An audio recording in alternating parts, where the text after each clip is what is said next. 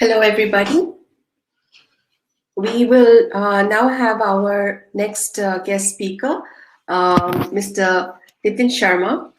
He is the cybersecurity engineer, DevSecOps Professional, and an author of the book Securing Docker, the Attack and Defense Ways, which can be considered as a container security field manual while understanding in depth about practical security concerns with container workloads. He's currently working in a reputed product-based organization. With over 5 years of experience, Nitin has experience in security automation, cloud security, and technical cyber risk assessments. He is a core member of AWS User Group Delhi NCR and Information Warfare Center, CyberSecrets community, being actively involved in supporting various community events. Nitin will be presenting the topic, Threat Intelligence for the Cloud. Nitin, welcome, and I hand the stage over to you. Sure. Thank you so much, Sumi. Yes. Thank you for the introduction. Sure. I'm going to share my screen. One second.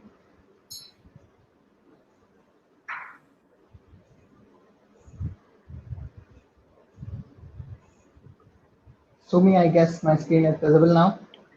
Yes, we can see your screen perfectly. Great. Thank you so much. Thank you so much for the great introduction. Yes. Sure. Thank you. Yes, let me start here. I'm here to present now related to the topic threat intelligence for the cloud. It is a very interesting topic, and right now a lot of companies and organizations are looking towards it because we are migrating to the cloud. We are not having regular on-premises workloads in our infrastructure, and the race to get over migrated to the cloud is very rapidly growing. So I'm here to present about the threat intelligence scenarios and how it works from on-prem to cloud. My name is Nitin Sharma. I'm a cybersecurity and DevSecOps engineer, and I'm looking forward to connect with you over LinkedIn, Quora, or Blogger. Okay, so let's start with threat intelligence. Usually, threat intelligence is a very tedious task, and it requires a lot of manual steps to overcome to find out like how threats can be engaged with organizations' data and information and how they can pass on to the cloud. So it's very tedious task, and there are so many steps related to threat intelligence. And if you are going to see the perspective here that I have shown with the symmetry in here, the cloud threat intelligence is like very difficult to entertain. And there are so many levels. So we are going to get into it. The contents of this presentation include my professional introduction, the cloud threat, unexpected ground reality, which exists that I don't want to have it, but yes, it exists. Cyber threat intelligence and risk, how risk is related to cyber threat intelligence, a brief overview. Data versus information versus intelligence. There is a huge gap that usually cybersecurity professionals are not able to understand about data, information, and intelligence. So we are going through it. Then there will be types of threat intelligence, like how the threat intelligence can be classified. Are there any kind of levels in which the threat intelligence should be taken care? So that we are going to understand. Next will be cloud threat landscape. So we are diving into the cloud threat landscape here with two of the reports presented by the top threats by Cloud Security Alliance. These two reports include the Notorious 9 and the Egregious 11.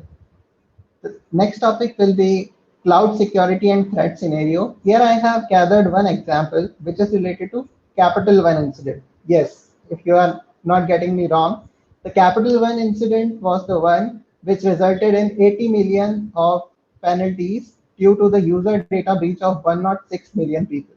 So that's huge, and we are going to discuss a lot about it, like what were the shortcomings or what are the threats they undervalued and they didn't take care of. Okay. And the last will be cloud threat scenarios with cloud fabric services. So lastly, we are going to cover out the cloud fabric services. Here I am talking about the native service from the AWS provided as a threat intelligence service, whose name is Guard Duty. So let's start this interesting presentation now. Who am I? I am a cybersecurity and DevSecOps professional, having over 5 years of experience in cloud security, container security, and DevOps research. So I have done a couple of research in DevOps and container security along with cloud security. I'm currently working in the same domain itself. I have done a few certifications, mostly related to the most prominent cloud vendor, which is AWS, Amazon Web Services. I have achieved security specialty, DevOps engineer professional, developer associate, solutions architect associate. I also have done some vendor neutral certifications that are important with automation aspects. For example, Terraform associate, which deals with all the templating stuff. I have also obtained some vendor neutral certifications related to security, which includes CySA Plus Cybersecurity Analyst, which is a blue team renowned certification, and Comptia Pentest Plus, which is a red team certification. And GitLab Certified Associate I have recently completed, which deals with the code pipeline and stuff related to Git.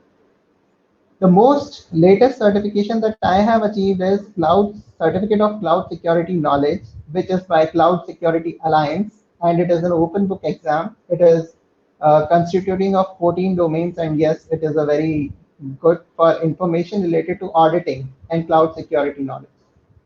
I also have published a book which is Securing Docker the Attack and Defense Base.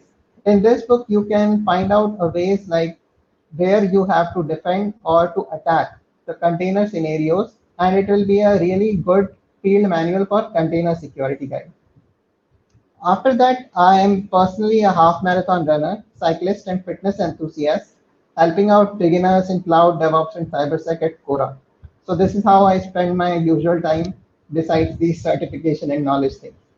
So let's continue. I have talked about the unexpected ground reality related to cybersecurity and threats. So this is one of the scenario that I might have engaged with in my experience. So it relates to how like there are different tools, like n number of tools are there prevailing in the industry.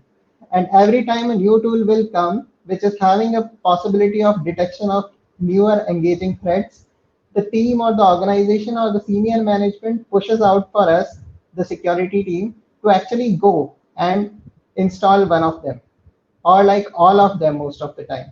So here is the scenario like Ed was told that there is a breach, and right now the management has decided for a checklist, and there are 52 security tools. Oh my God, 52 security tools. And if you need to hire people to set them up or deal with the alerts from these tools, so it was the intent of the management, and usually this will be the intent.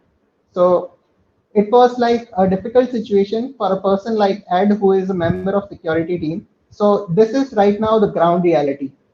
Now the question is, senior management didn't know about the technical aspects of all those 52 security tools and whether they are going to work out or not.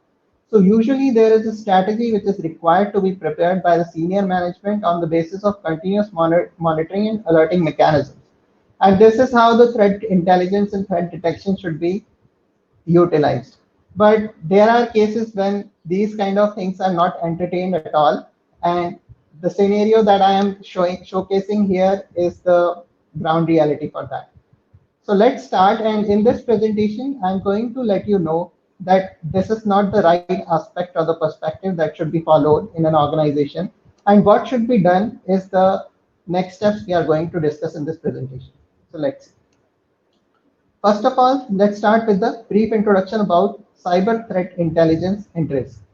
According to NIST, National Institute of Standards and Technology, cyber threat can be defined as any circumstance or event with the potential of adversely impacting organizational operations, including mission, functions, image, or reputation, organizational assets, individuals, other organizations, or the nation through an information system via unauthorized access, destruction, disclosure, modification of information, and or denial of service.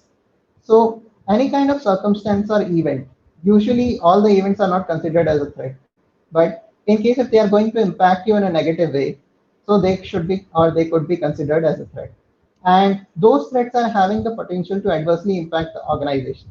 This could be your operations, your reputation, your kind of systems in a way like unauthorized access is done, there is a information destruction. All these things come under cyber threats.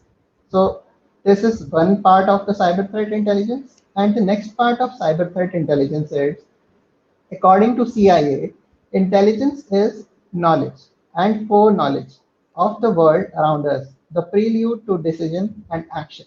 Whatever the data, whatever the information we are gathering, we have to decide, we have to analyze that data, and we have to decide upon that.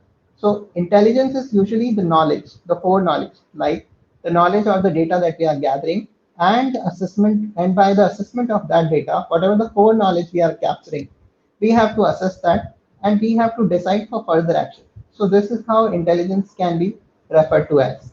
So cyber threat intelligence is something which is the knowledge and foreknowledge of all the cyber threats which are related to potential adverse impact to the organizational operations. And this should be entertained in a very managed and planned way, in a very processed way. Otherwise, the gaps that are not being identified by the cyber threat intelligence team, so there could be huge risk. So we are going to relate it to the risk after this. When an organization knows how to answer key questions regarding the threats it faces, such as who is likely to target what assets, where, when, how, and why, then they stand a much better chance of defending themselves. So there are keywords that I have highlighted here: who, what, where, when, how, and why. These mostly relate to the governance aspect of the information technology organization.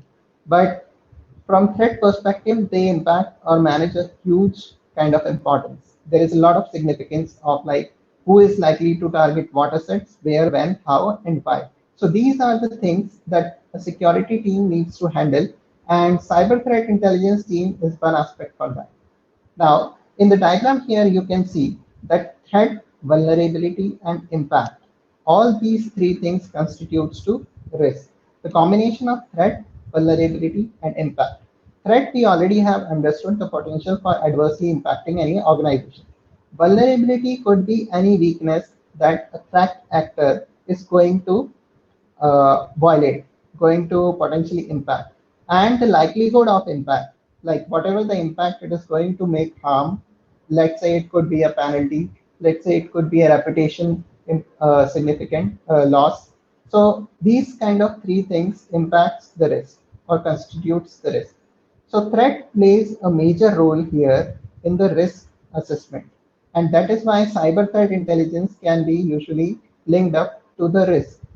And this information I have captured from CREST Cyber Threat Intelligence Report. So feel free to have a look over there. Next, data versus information versus intelligence. So I have talked about like there are things that usually termed as data, and interchangeably people use data versus information versus intelligence. Like they can say this is intelligence, they can say this is information or data. But there is a lot of difference like in aspect of cyber threat intelligence. So data is simple facts available in large volumes. So for a cyber threat intelligence team, let's say a SOC analyst. So the data is simply the logs, and there could be huge chunks of logs. Like if there is an ELK stack or a SIM system, there could be a huge chunk of logs going here and there, collected, captured from n number of different devices. So that is simply called to be as data. Information, useful output from collated data. Now, this information might be of like web servers, application server logs, etc. But logs that are particularly showing us the spike in a suspicious activity, for example, could be an important or significant information for us. So here the important information can be defined as that logs showing spike in suspicious activity. So there is quite a difference between data and information. Now let's see for the intelligence. Intelligence is processing and analysis of information that helps in decision making. So whatever the information we are getting from the logs, we need to process them, we need to analyze them. And usually this is the duty of either the SOC analyst or a large part of cyber threat intelligence team. So processing and analyzing of information that helps in decision making. That decision could be either, let's say a spike is coming from a particular IP address, a public IP address, and the spike shows us that there could be chances that it could be a DOS attack, distributed denial of service attack, let's say DOS or DDoS attack. So the expected action is first to check out like if there is really any impact going to the systems, the web servers where this IP traffic is coming on, and define for the CPU utilization or if there is a burden or load coming aggressively on the load balancer or the distribution center. And then the decision could be if there is enough load that could even stop or harness the service that is being provided to the customer, then the decision could be like block this particular traffic from the IP, from that IP. So this kind of intelligence is based on processing and analysis of information. And this information helps us in decision making. So what we are getting from all those systems is data. And that data we are going to collect. So the collection of that data will tell us about like what information is important, like which data is important that could be considered as information. And that information we are going to process out. Now, after processing of that information, we'll highlight all the relevant fields which are important for us. That could be either the time constraint, the timestamp, that could be the payload, that could be anything relevant to our threat intelligence team. And based on that analysis, we are going to find out what intelligence decision we have to make. For example, we did hear that particular IP is providing us a lot of traffic, and if this is not a customer IP and not related to any of the customers, then it's better to block this on the firewall level or any other management decision level. So this could be the difference between data versus information versus intelligence. Next, types or levels of threat intelligence. I forgot to actually introduce you with the theme of this presentation. So I have got this theme from the Cygnus. It's the North Star constellation from the Milky Way. And I have taken this because you have to actually start looking at the telescope to get to their North Star constellation of Milky Way. And the similar perspective I would like you to draw with threat intelligence. Like if you want to see any kind of threat, you have to go through certain levels. You have to harness some levels of lenses in the telescope, and then only you are going to able to see what exact intelligence you can draw from that. So this is the perspective that I have engaged. Please take care of that. So next is we are going to discuss about types or levels of threat intelligence. So there are basically three kinds of threat intelligence levels. Usually most of the organizations have defined even 4 types, but basically there are 3. So the first is strategic level. So strategic levels is the management intent level of threat intelligence. There the language is very plain. The business risk is focused rather than the technical aspect of the risk and threats. It is less frequent. Usually it is done quarterly or annually, it depends. But it is focused on business risk. If there is not any business risk, it could not be done. The threat intelligence will not be done on the strategic part. And it is only for senior decision makers. So the stakeholders here will be C-suite and management, senior management. So this is the first level, the high level. The lower level for this will be the tactical team.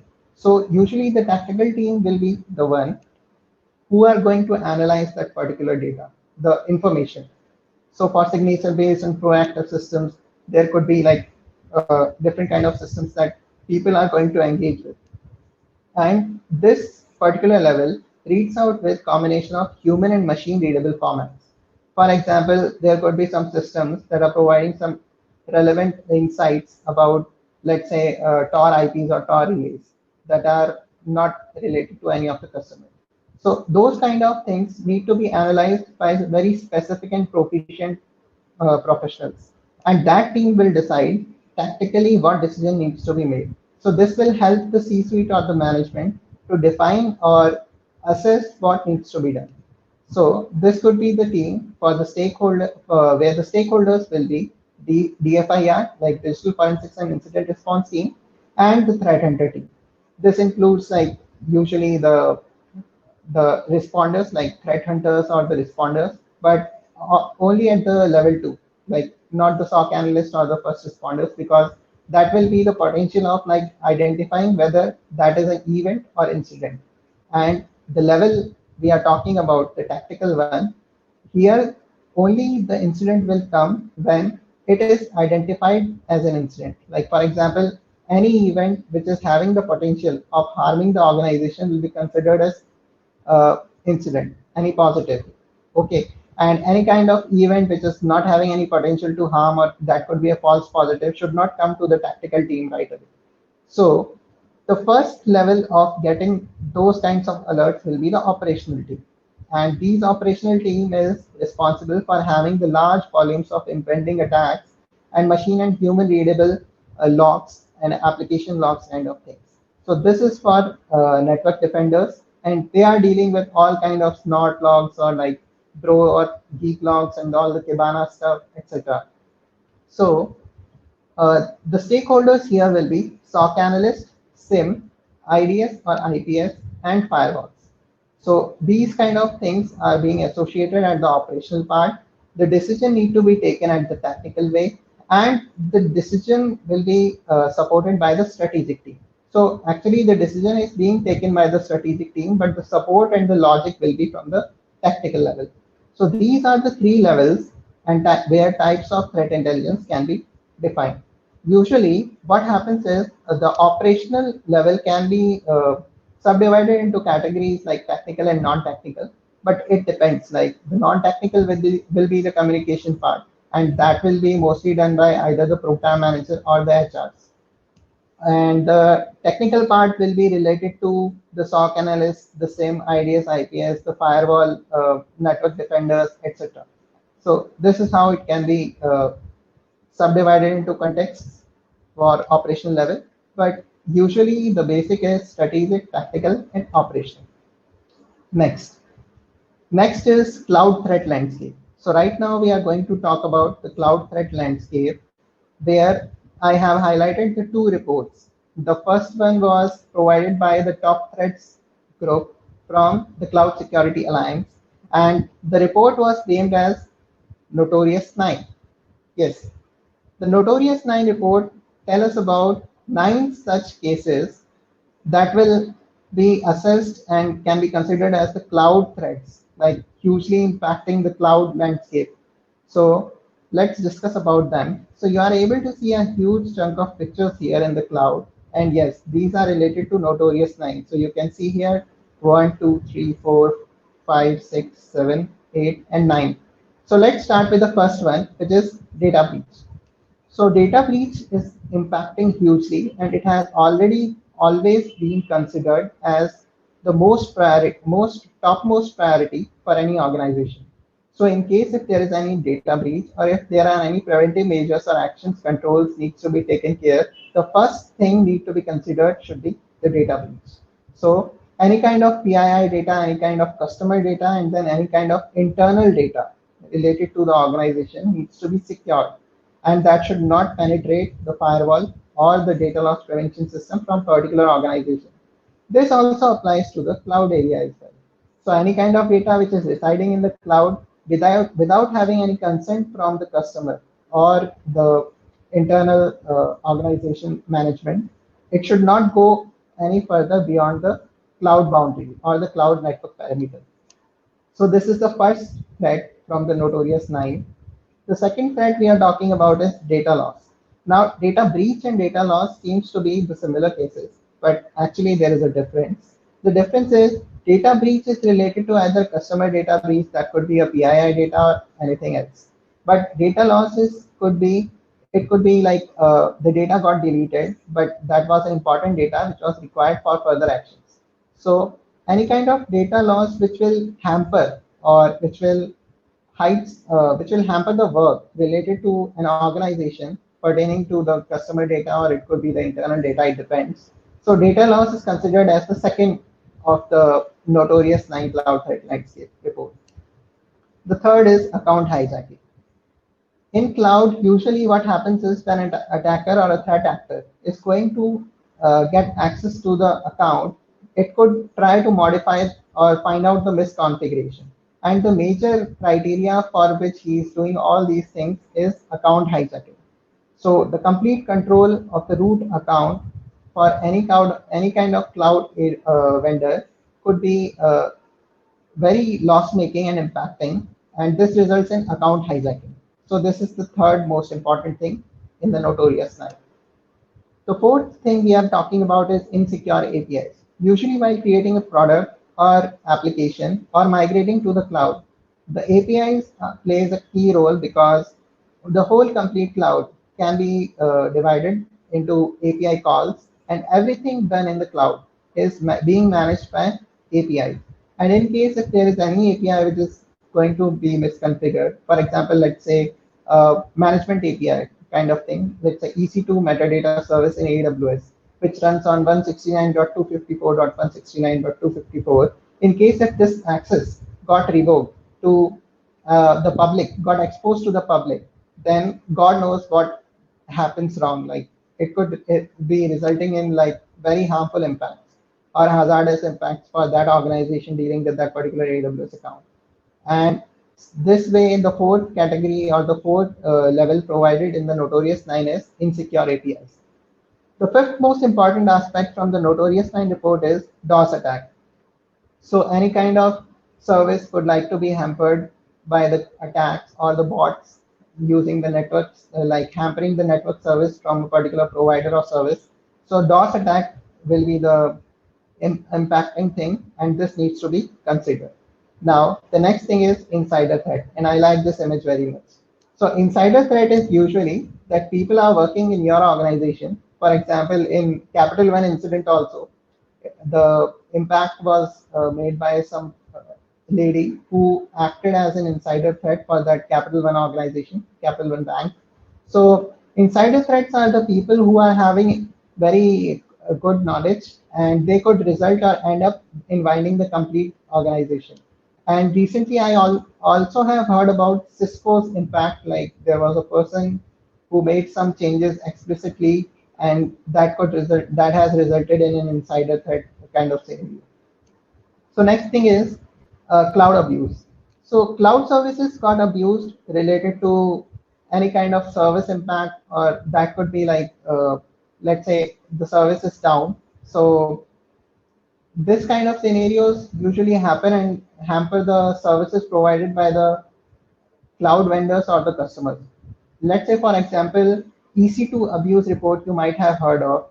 In cases where the exposed EC2 instance got attacked by any kind of malicious person, so he could get access and install the services on their own. For example, we have heard of crypto mining attacks. So in those cases, we might have got an email alert from the cloud vendor, and that will result in a cloud abuse report where your EC2 instances are being utilized by attackers because they got access to it, and they are going to utilize it for crypto mining kind of stuff. So this is an example of cloud abuse. The next thing is insufficient due diligence, and this got 8th place in the Notorious 9 report. So insufficient due diligence is related to mostly contracts or related to the activities that you might have not judged the architecture review quite in depth, or there kind of cases where things like subcontractors might not get incorporated in the contracts as well, or the SLAs are not defined. So these kind of things go on due to insufficient due diligence. Now the ninth part, which is the last, is shared technology issues.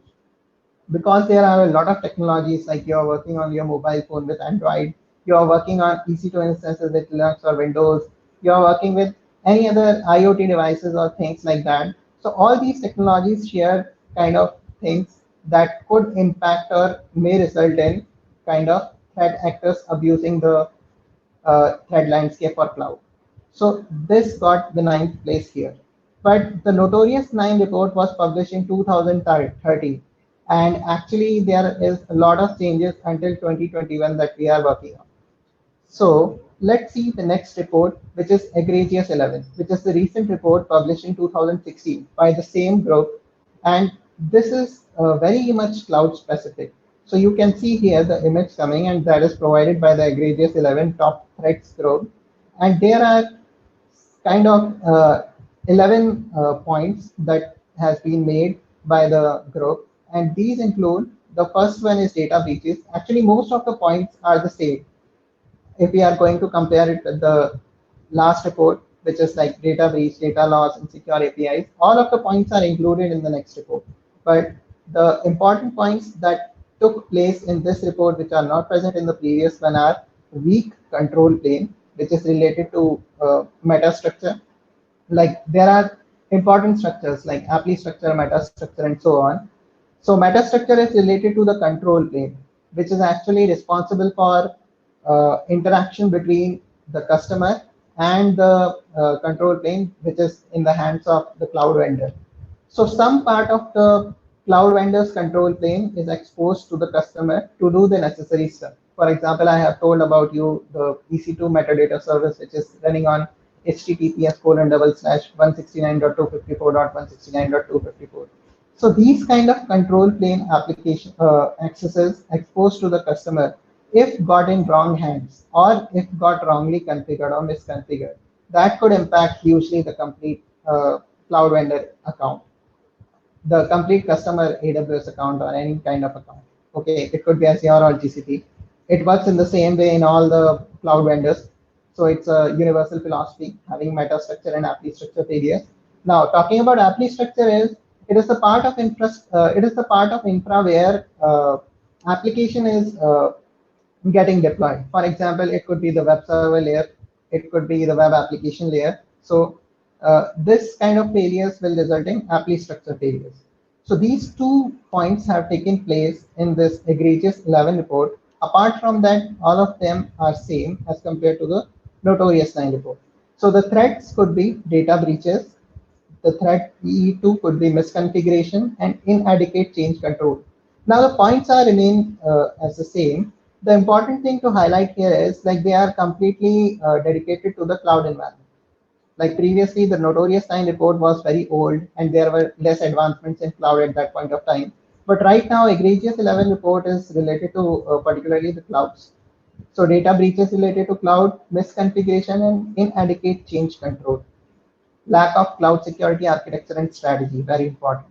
Insufficient identity, credential, access, and key management, the identity and access management part. Account hijacking, we already have covered. Insider threat, insecure APIs, weak control plan, metastructure and appli structure failures, limited cloud usage visibility, abuse and nefarious use of cloud services. Next, let's see one of the cloud security and threat scenario. So I'm going to discuss here about the Capital One incident. So what happened in this incident? Let's discuss this first and then see how we can divide the threats for that particular incident related to the cloud. So first of all, I would like to tell you that Capital One incident was happened with AWS cloud, and Capital One Bank was utilizing that AWS cloud, but there are some shortcomings that are being that went unnoticed. So the actor who did this, like the threat actor for this particular incident, was a former engineer. There was a lady involved, former engineer of AWS with insider knowledge on platform vulnerabilities, gained credentials from a misconfigured web application to extract sensitive information from protected cloud folders. So what she was able to do is she got entertained with misconfigured web application and she was able to extract sensitive information from protected cloud folders. Now I'm talking about cloud folders which are residing in S3 bucket. So this is additional information that I'm providing here. Now the attack happened because there are 2-3 things and there are several philosophies evolving around. So the major thing that has been mentioned is open source anonymity network Tor and VPN services iPredator hides attacker. So the think that it went unnoticed is because the attacker was not being identified either by the organization or by the cloud vendor itself. So it depends like whether they are utilizing that threat intelligence service based on the cloud. But yes, the attacker was not being identified. Now, the second point is misconfigured mod security WAF relayed AWS cloud metadata services, including credentials to cloud instances. So what they are using is mod security WAF. I guess this is an open source WAF.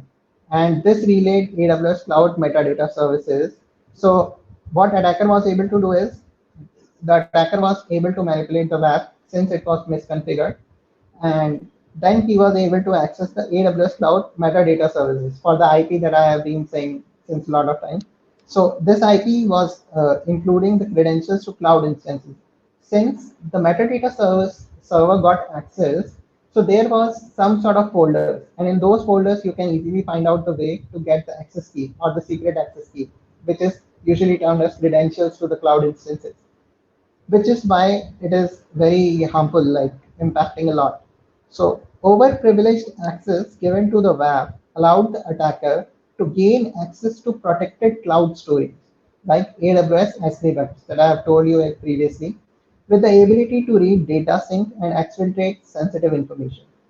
So what happened is after this, the WAF also allowed the attacker to gain access to protected cloud storage. Now, here the storage that we are talking about with AWS is the object storage service, which is S3, simple storage service. And there are some sort of folders where customer data is residing. And the attacker was able to exfiltrate sensitive information from those folders. So this is how the attack happened. Now let's see all the threat scenarios and how the threat actor was able to do it, and like what needs to be done in case if you want to avoid this in your organization. So threat actor was internal. So usually the threat actor was could be internal or external, but here it was mentioned the threat actor was internal. It was less experienced. There could be cloud architects or less experienced solutions architect.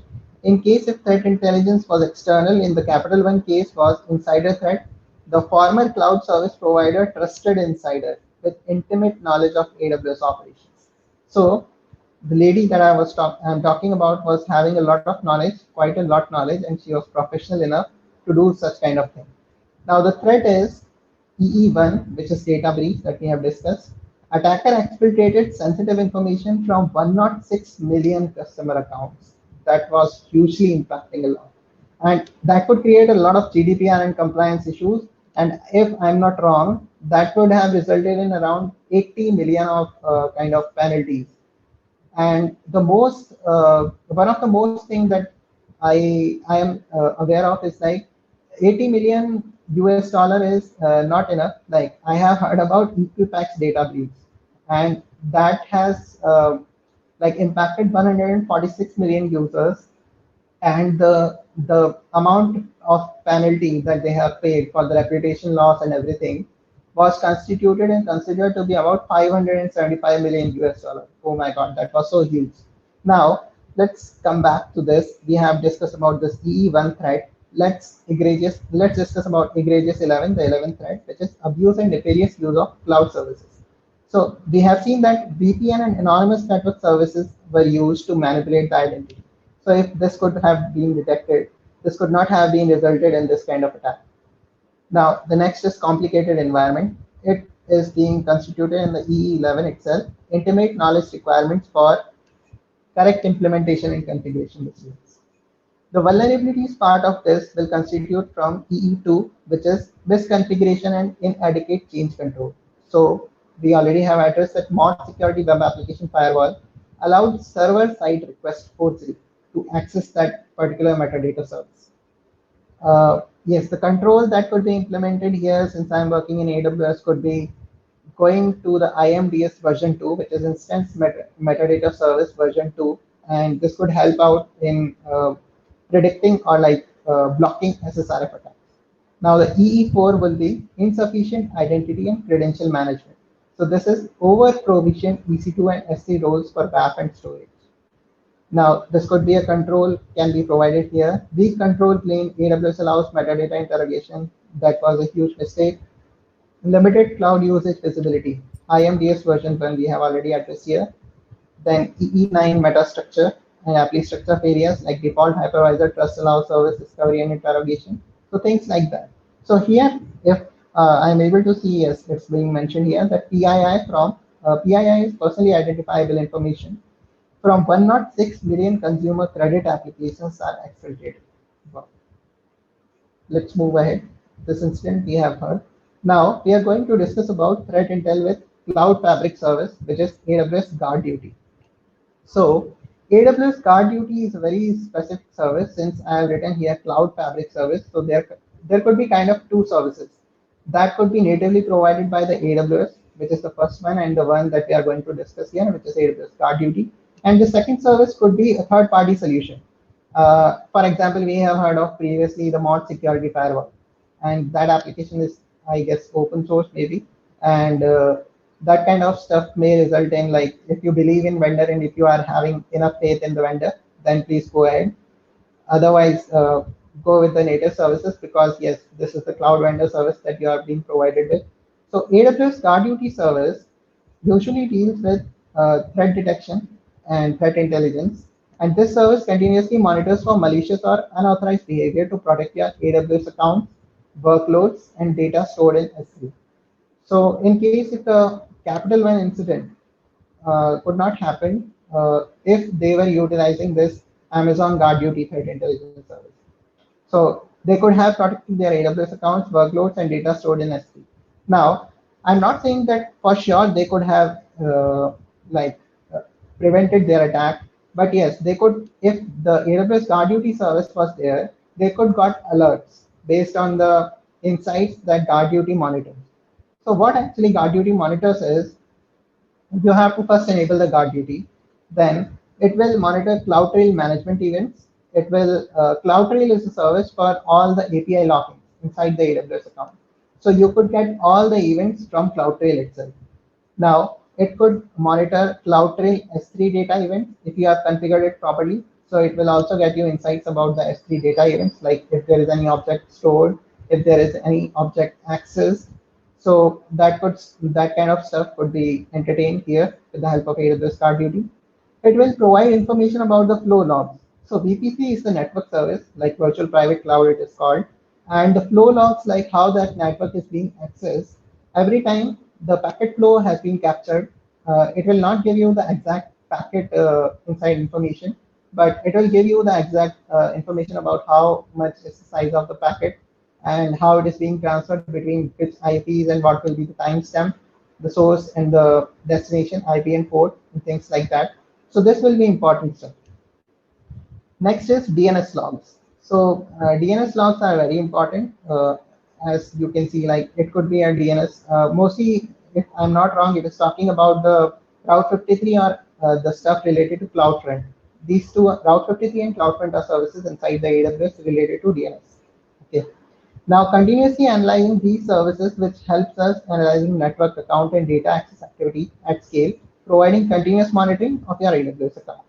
Based on these all logs that constitutes the major logging environment from the AWS, you can detect what threats could impact your AWS account. So this has been done by the Guard Duty itself automatically. So AWS Guard Duty works on machine learning and anomaly detection and integrated threat intelligence to identify and prioritize potential threats. And you can take action, like you can review the detailed findings in the console and integrate into event management or workflow systems or trigger AWS Lambda.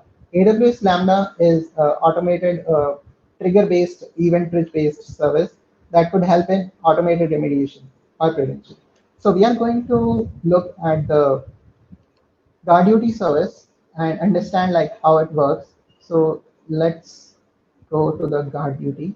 And before moving towards the exact Guard Duty service, I would like to tell you like how it can be enabled.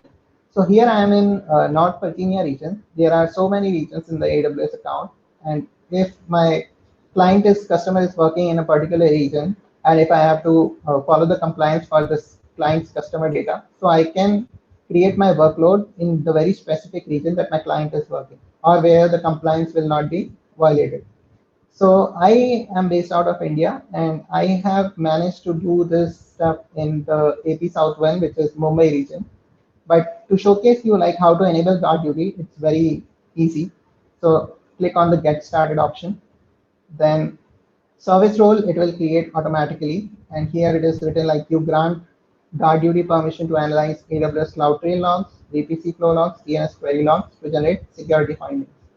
So if you want to see the service role, it is like this kind of thing, describe instances, describe images, and so on. It's read only, and then trust images, trust role. So let's enable guard duty. So here we have enabled guard duty. And right now, since I'm not having any kind of workload in this particular North Virginia region, US East 1, so I'm not able to get any findings here. But let's say I have enabled this quite a few time ago in the AP South 1 region.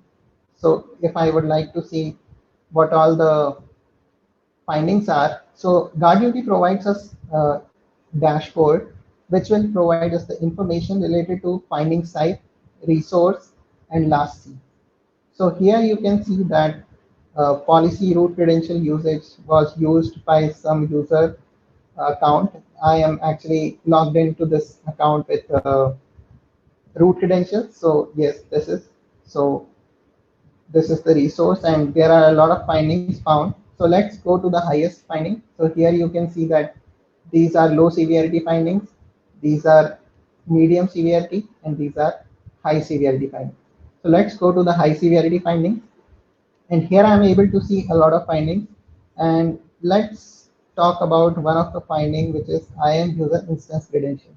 So I just have clicked here, and the filter is severity high, and I'm able to see all the details. So the fields that I was talking about, like the important field which is relevant to this incident investigation, in case if this is an incident.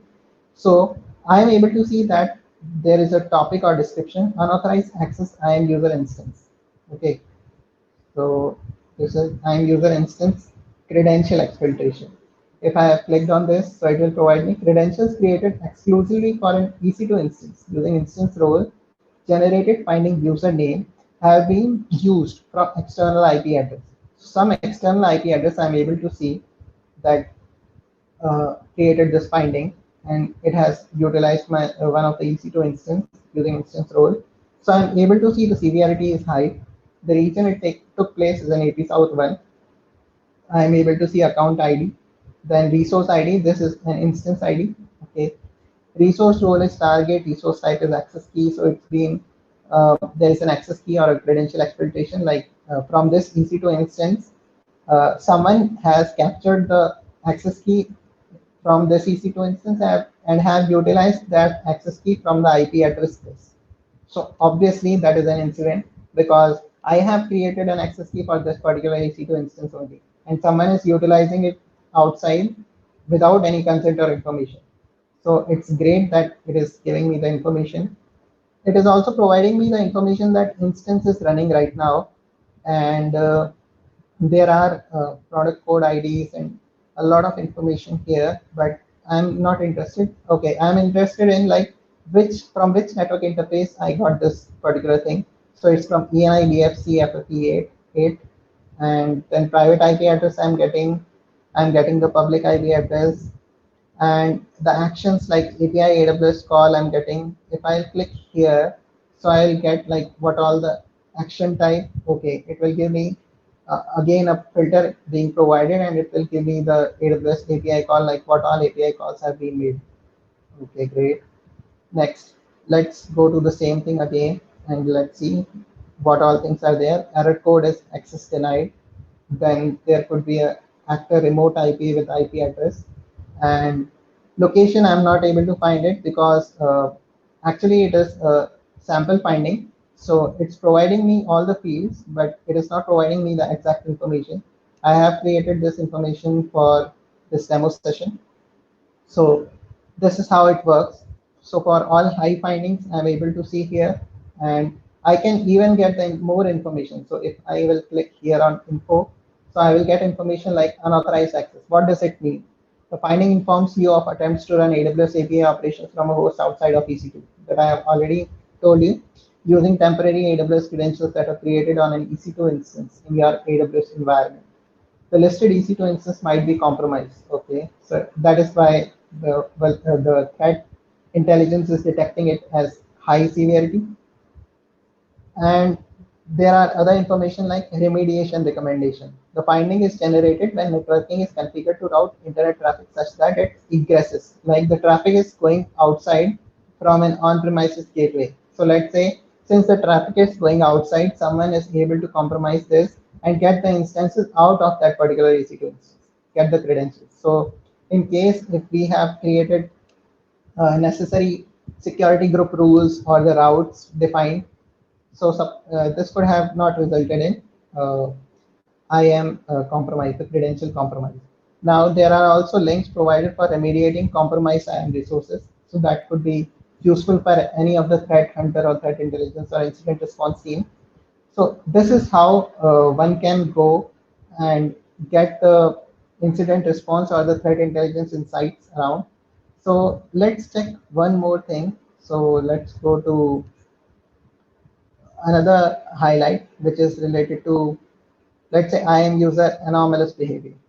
So how is it getting detected? APIs commonly used in exfiltration tactics were invoked by user generated finding user type, and there is some anomalous circumstances. Like for example, let's say a user is provided a particular permission and he is doing the same thing for 20 days. And the 21st day, he was found to be done to be utilizing some other action, which is usually not seen with that particular user. So in such cases, you could get a finding, and that is obviously an anomalous behavior from that particular user. So it will give you like what API calls that user has made, from which IP that user has made, which country or the API name, things like that.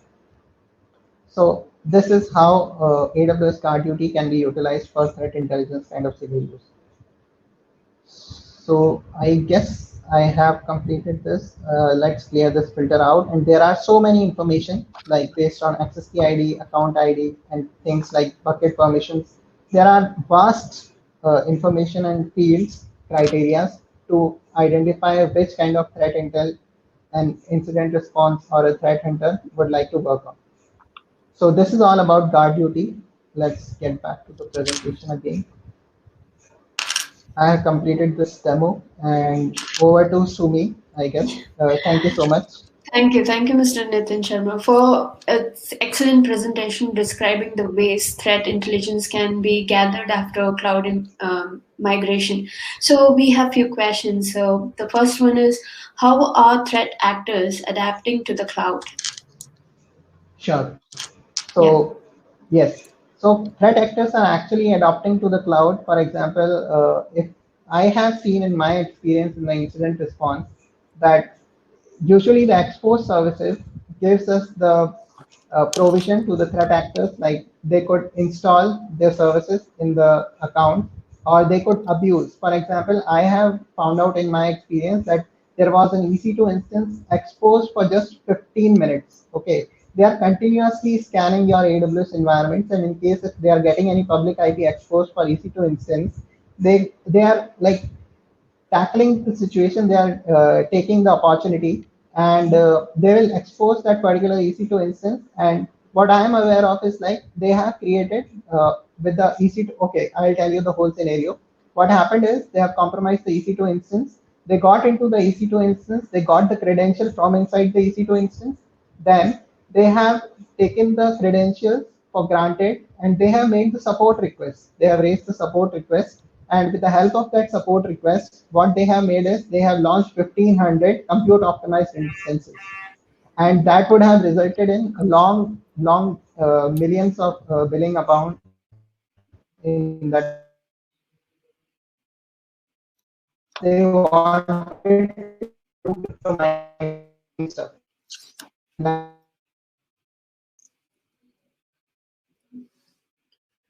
So yeah, we lost Mr. and then Nitin they will look out Sharma. for credentials so that they can provision their own resources inside the AWS account. Okay. Yes. Okay, I think there is some network issue and I can't see you anymore. One second. Am I visible now? No. I guess I am visible now. Oh, no. Okay, let me stop sharing and then I'll start again. Okay. I'll stop sharing. Am I visible now? I can hear you, but yeah, we can go with the next question. Sure. No problem. Yeah. With most organizations working remotely or online, which are the popular and commonly used threat intelligence gathering mechanisms that help protect organizations and users from known and emerging cyber threats? Okay, great. So I would like to tell you that there are kind of solutions. For example, endpoint detection and response, and and EDR and EXR kind of solutions are prevailing in the market right now. And example, if I have to give, is one of the example is Sentinel-1. It is a great endpoint detection and response tool. It will provide you the platform, and it's good. And apart from that, I would like to highlight here that all the potentials are inside the logs itself. So in case if you are having excellent log collection and insight driven approach towards the SIM solution or any kind of ELK stack that you are utilizing right now, so in that way it is pretty much I won't say it is easier, but it will be up to date, and it would be like optimal to get all the insights related to any kind of threat identification. Okay. Yes. Okay, so that brings us to the end of the question and answer session. So I'm sure it will be helpful for cybersecurity students in being updated on issues of threat intelligence. So thank you, Mr. Nitin, for your time, and we'll meet you soon in our next conference. Sure. Thank you so much. Thank Thank you. you. I'm Thank glad to you. be part of this conference. Thank you so much. We are glad to. Thank you. Bye.